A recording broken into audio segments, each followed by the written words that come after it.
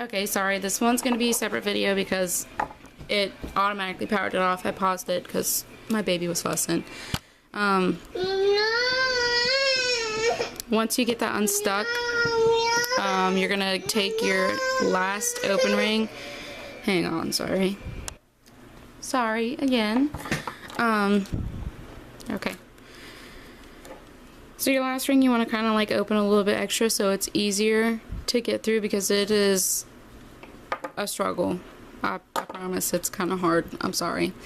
But you're going to put your ring through your center ring and through that first scale that you put on and then through the last one. I'm trying to make it to where you can see it, but sometimes it's easier to look at it from the back at this point because right now it's only going through that first scale, but I needed to go through that last scale too.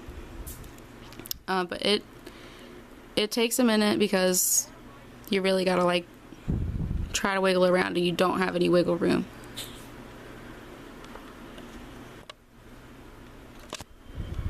Okay, so once you kind of get it through the back, you just wiggle it around a little bit. You're gonna want to close it to be in between these two. You want to be kind of careful at this point because your scales can scratch pretty easy, so don't like force it closed on the scale. Just kind of like wiggle it around until it just lets you. Don't worry about getting closed all the way because just like the other ones, you can just close the edge with your pliers, or the last one I always put in the middle so you can't see it because it doesn't always close all the way. Sometimes you have to bring it to the back of the flower to close it. Once you get it mostly closed, you can kind of wiggle it in between the two of them and then try to push it back so you can kind of close it more. Normally at this point it's looser for me, so maybe I'm not using the right size rings. I thought these were the same. No, these are the same size. I don't know them. Alright. So you just kind of push that back and then you have a finished flower. And then the back of it looks like this. This is another one that I made a couple of years ago. Okay, and like I said, the 6 petal is exactly the same.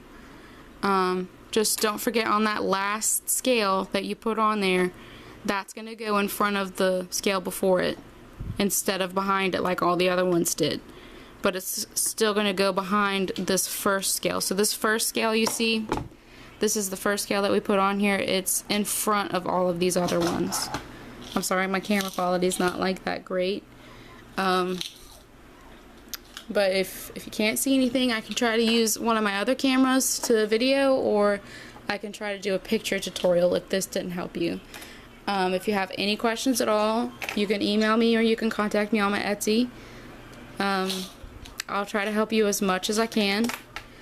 I never found a tutorial for this kind of flower. I just kind of saw that somebody made it and then I figured it out by myself. So it might not be how everybody else does it, but it's not those complicated ones that you find everywhere. So if you need any help with these, just let me know.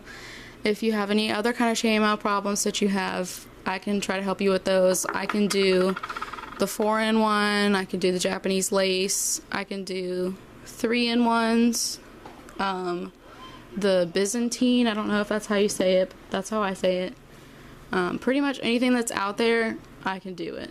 I also have the PDF pattern for like the chainmail bikini top. I bought that from the Ring Lord. If you need that, I can try to dig it up and send it to you. That one's pretty hard though. But yeah, if you need any help, just let me know.